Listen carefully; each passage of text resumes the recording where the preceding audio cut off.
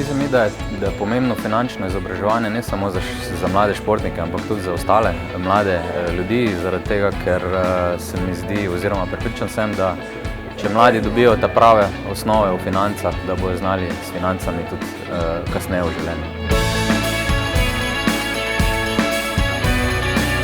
Danes smo se tako nekako odločili,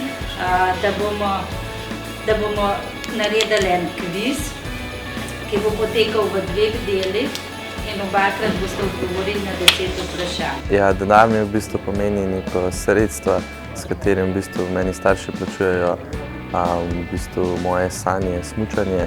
Definitivno v smučanju je tako, da če nimaš nekih sredstev, smučati se ne da.